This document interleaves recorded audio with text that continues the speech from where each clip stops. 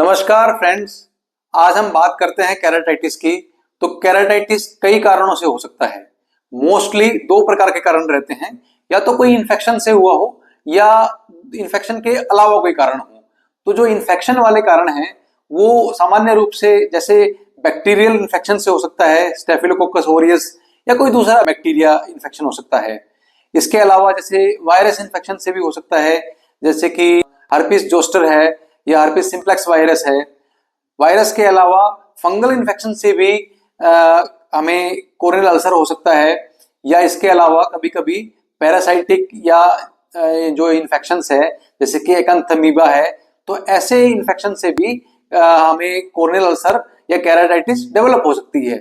इसके अलावा जो दूसरे कारण हैं बिना इन्फेक्शंस के, जैसे कि कोई आई इंजरी से इन्फ्लेमेशन हो सकता है, कोई बच्चे की पेंसिल की नोक लग गई, या कोई पेपर का जो एज है वो एज से स्क्रैच आ गया है, या कोई दूसरा कोई मेटल से इंजरी हो गई है वेल्डिंग करते समय, या दूसरा किसी कारण से आंखों में इंजरी हो गई है, तो उससे भी केराटिटिस या कोरोनियल अल्सर डेवलप हो सकता है। इसके अलावा कभी कभी एक्सेसिव कॉन्टैक्ट लेंस उपयोग करने से भी केराटिटिस डेवलप हो सकती है, क्योंकि अगर कॉन्टैक्ट लेंस ज्यादा समय तक उपयोग करेंगे और लंबा उपयोग करेंगे तो उससे क्या होता है कि कॉर्निया को ऑक्सीजन कम मिलती है, तो उसके कारण से भी कॉन्टैक्ट लेंस इंड्यूस्ड केराटिटिस या कोरोनियल अल्सर डेवलप हो सकता है। इसके अलावा अगर ड्राई आइज रहती है लंबे समय तक तो भी सरफेस इन्फ्लेमेशन हो सकता है और एक कोरोनियल अल्सर की तरफ हो सकता है।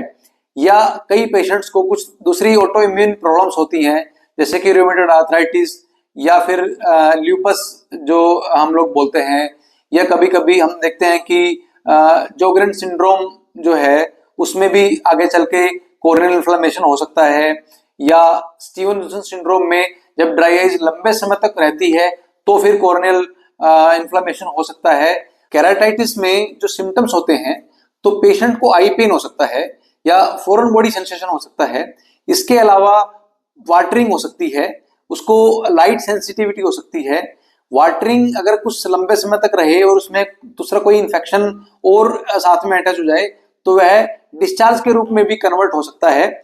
या अगर मान लीजिए जो इन्फेक्शन है वो सीवियर हो गया है, डीप लेयर्स तक जो है इन्फेक्शन हो गया है, तो पेशेंट का विजन जो है वो पूरा क्लाउडी विजन हो सकता है, क्योंकि वहां पर कॉर्निया में इन्फ्लेमेटरी सेल्स बहुत ज्यादा मात्रा में रहती हैं। इसके अलावा पेशेंट को अगर आप कॉर्निया में देखेंगे तो कभी कभी आपको कोई व्हाइट स्पॉट या ग्रे स्पॉट भी दिखाई दे सकते हैं, क्योंकि उसमें जो आपको ओपेसिटी भी डेवलप हो सकती है। इसके अलावा पेशेंट को जो लाइट सेंसिटिविटी बहुत ज्यादा हो जाएगी, उसकी जो आईलिड्स हैं वह भी स्वेल हो जाएंगी। तो ये सब सिम्टम्स जो है हमें इसमें केराटिटिस में देखने को मिल सकते हैं।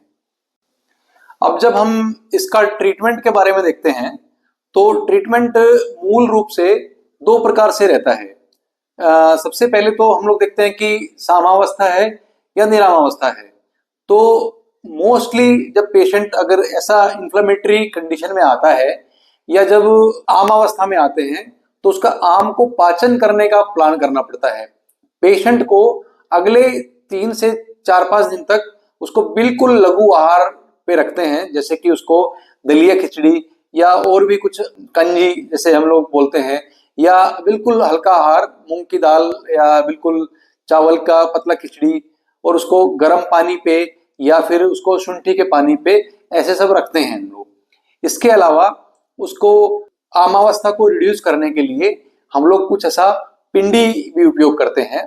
साथ साथ में यवक कीड़ी स्वेदनम या तुलसी हल्दी से हम लोग जो कीड़ी है उससे हम लोग उसको थोड़ा मृदु स्वेदन भी करते हैं। इसके साथ साथ में ऐसी कुछ ड्रॉप्स जो उसको इन्फेक्शन को या उसका जो अभी इन्फ्लेमेशन है उसको रिलैक्स करे, जो आयुर्वेद की दृष्टि से पित्त प्रसादन है, ऐसी कुछ ड्रॉप्स भी हम लोग आश्वासन के रूप में उपयोग करते हैं। इसके साथ साथ में ऐसी कुछ औषधियां जो उसकी आम को जल्दी से पाचन करे और उसका जो इन्फ्लेमेशन है उसको सबसाइड करे, जो कि कुछ कुछ गुगलू योग हैं या कुछ ऐसे कषाय हैं, कुछ ऐसे टैबलेट्स हैं, वो सब उपयोग करते हैं। जब सामावस्था खत्म हो जाती है या निरामावस्था रहती है तो ऐसे समय में हम लोग पेशेंट को जो पित्त प्रसादक औषधियां हैं कषाय बनाकर उससे हम लोग अक्षिशेकम प्लान कर सकते हैं। इसके साथ साथ में जो पित्त प्रसादक जो अपने द्रव्य हैं उनसे हम लोग आश्वासन प्लान कर सकते हैं, उनका जो सोरस है उनसे हम लोग आश्वासन प्लान कर सकते हैं। और कुछ ऐसा जैसे गैरिक है, चंदन है, हरितकी है, तो इसी प्रकार की कुछ औषधियों को दूध के साथ में या बिना दूध के भी कभी कभी पानी के साथ में एक ऐसा विडालक बनाकर उस पेशेंट को विडालक उपयोग करते हैं। इसके अलावा आश्वासन जब निरावस्था में आता है तो आश्वासन वह द्रव्य से आगे चल के जो वर्ण रोपण औषधियां हैं उनसे सिद्ध घृत जो है वह भी उपयोग करते हैं, धीरे धीरे उसकी मात्रा बढ़ाते हैं। इसके साथ साथ में उन्हीं औषधियों से आगे चल के हम लोग तर्पण भी कर सकते हैं पेशेंट की आंखों पे। और जो नर्व एंडिंग्स जो है जो पहले हाइपर सेंसिटाइज हो गई थी उनको रिलैक्स करने के लिए कभी कभी जो अपने पित्त प्रसादक जो तेल है और द्रव्य हैं उनसे एक शिरोलेप बनाकर सर पे एक लेप का योजना करनी चाहिए।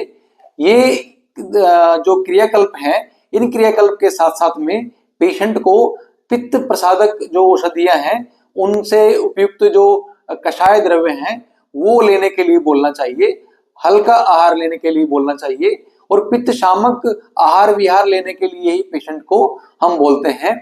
इसके साथ साथ में आगे चल के फिर जो कभी कभी अगर ऐसा ओपेसिटी डेवलप हो गया है तो लेखन अंजन भी जो है वो पेशेंट को उपयोग करते हैं। तो इस प्रकार से हम लोग केराटाइटिस में या कोर्नियल इन्फ्लेमेशन में पेशेंट की दोनों अवस्थाओं में सामावस्था में और निरामावस्था में चिकित्सा सफलतापूर्वक अनेक पेशेंट्स का करते हैं अपने सेंटर में। और अगर इसके अलावा भी कोई कंडीशंस पेशेंट की बाकी रहती है तो उस अवस्था अनुसार में फिर उसका ट्रीटमेंट प्लान करते हैं।